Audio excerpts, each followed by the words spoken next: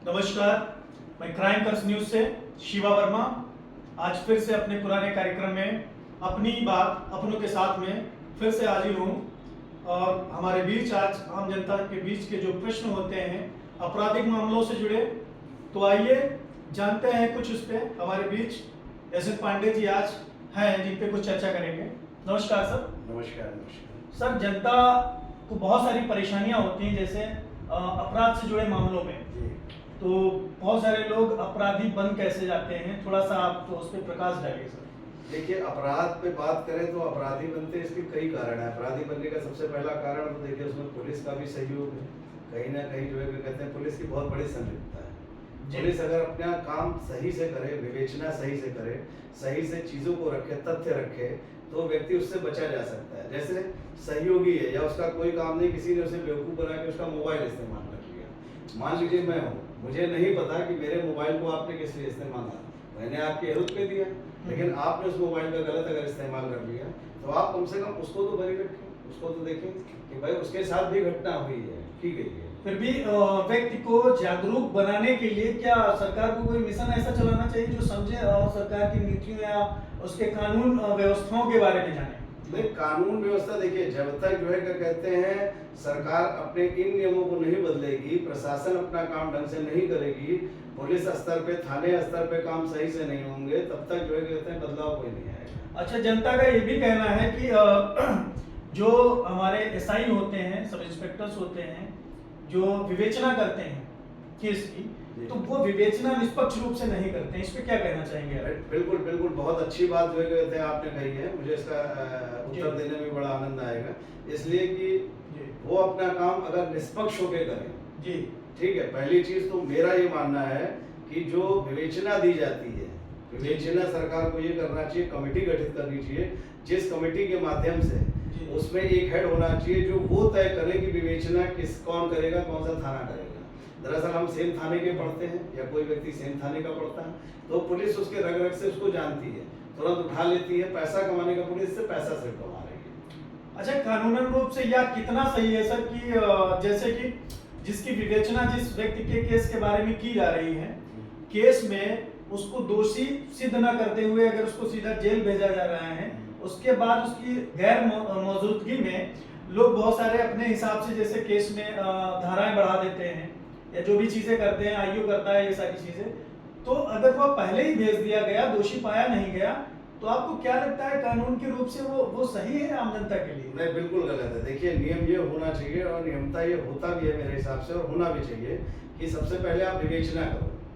आप विवेचना करो, विवेचना में जब उसको जितने लोगों का संलिप्त पा रहे हैं या जिनका दोषी है या जिनका दोष है, उनको आप जेल भेजो।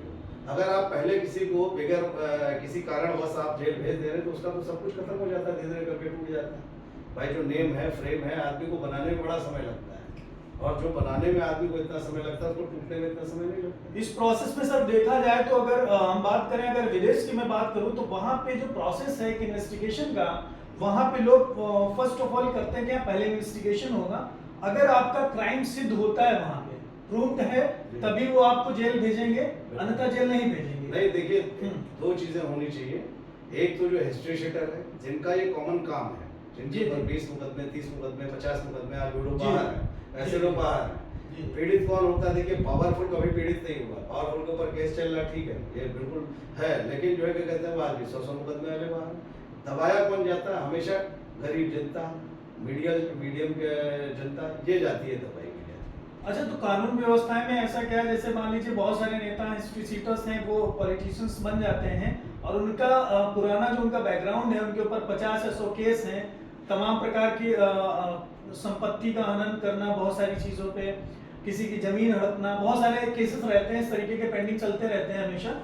तो उन लोगों को भी मौका दे दिया जाता है, आइए अपना टिकट लीजिए, लड़िए, तो क्या ये सही है? कानून के हिसाब से तो समानता का अधिकार सभी को प्राप्त है ना। बिल्कुल। तो अगर वह अपराध मुक्त नहीं है, तो उसको आप पूरा सरकार चलाने के लिए कैसे दे सकते हैं? इसमें क्या कहना चाहेंगे आप? ये बिल्कुल बहुत अच्छी बात आपने कही है। सबसे ये बिल्कुल अच्छी बात है जो आपने कहा।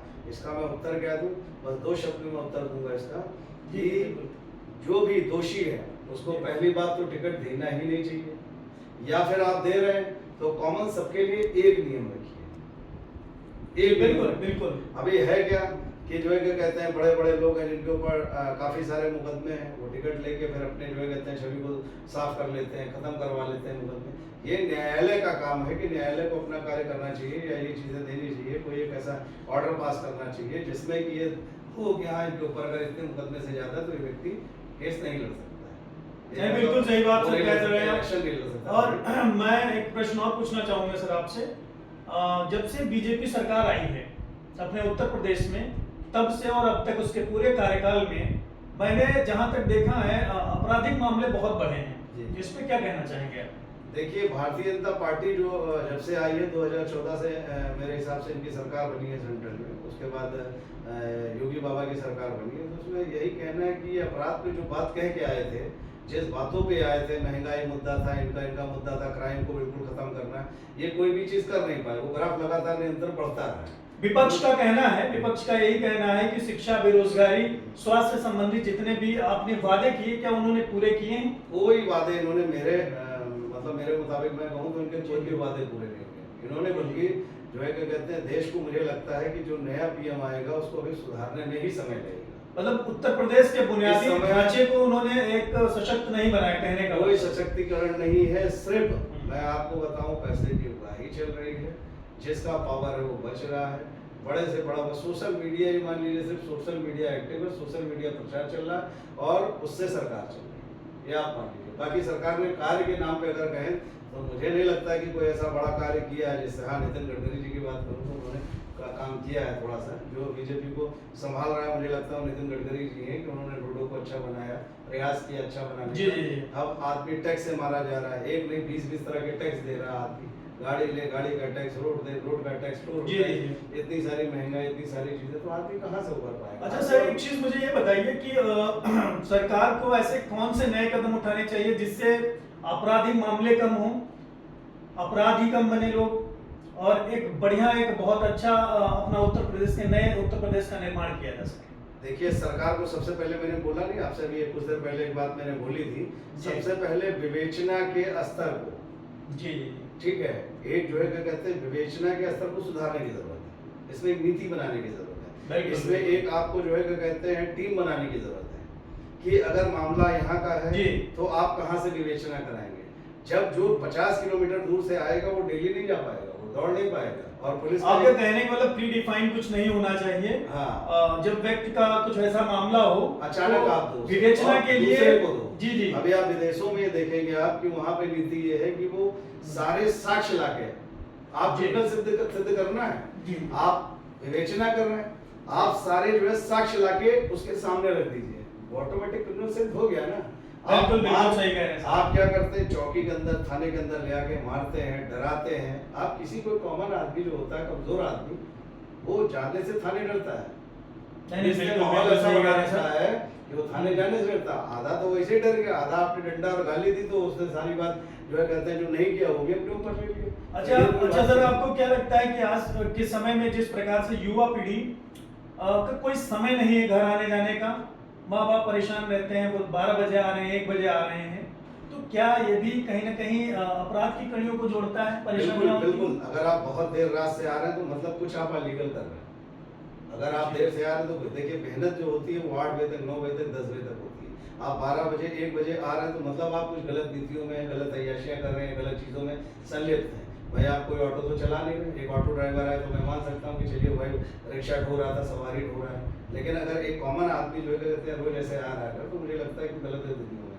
नहीं, बिल्कुल सही कह रहे हैं सर। तो आप अपने माध्यम से जनता को संदेश देना चाहेंगे कि अपने घर के बच्चों को वो किस प्रकार से रखें या समय से आए, समय से जाएं, क्या संदेश देना देखिए चाहेंगे? सबसे पहले तो बच्चों को माँ बाप की एक जो है ये जिम्मेदारी बनती है कि बच्चों को एक अच्छी शिक्षा दें, अच्छा बताएं और उनको समझाएं कि आप लालच और जो है कहते हैं इन सब चीजों से दूर हो, क्योंकि लालच ही आपके पतन का कारण है।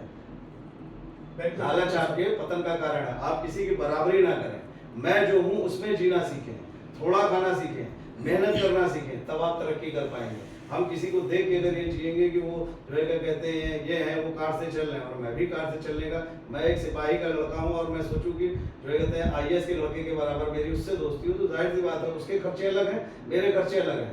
मैं उससे दोस्ती करूंगा, मेरा पिता 8 घंटे ड्यूटी करता है तब पैसे लेके आ रहा है सैलरी, और वो क्या है वो IAS है, उनका एक जो है सैलरी में दोनों चीजों में डिफरेंट है, तो मैं उनकी बराबरी ना करूं, मैं अपने पिता को देख के उनके त्याग को देख के मैं उस पे चलूं, तो ये जो है क्या कहते हैं देश में कोई बदलाव आ सकता है। कहीं ना कहीं आपराधिक मामलों में भी मामले कम होंगे, जी बच्चियां सुरक्षित रहेंगी और जो है क्या कहते हैं जो हमारा समाज सशक्त होगा।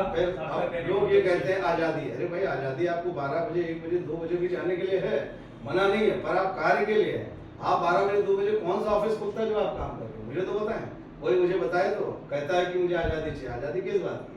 2 बजे 3 बजे कौन सा ऑफिस है? आप देखिए घूम रहे, बिल्कुल क्या घूम रहे, क्या होगा भाई, क्या होगा? फिर आपके साथ गलत होगा तो आप कहोगे कि गलत हुआ, गलत होने का कारण भी जब माँ बाप ने इतनी जो है छूट दे रखी है। जी बिल्कुल सही कह रहे हैं सर आप। और न्याय संगत कोड को और बेहतर बनाने के लिए कुछ ऐसा जैसा कि एक समय पे जब कोई केस फाइल करता है तो निरंतर वो फिर केस 10 साल 20 साल चलता है, तो उसकी एक समय अवधि है, जैसे सुप्रीम कोर्ट ने पास किया था कि 3 साल के भीतर ही केस को खत्म कर दिया जाए, जो भी निर्णय हो, चाहे उसको सजा मिले या वो दोष मुक्त हो।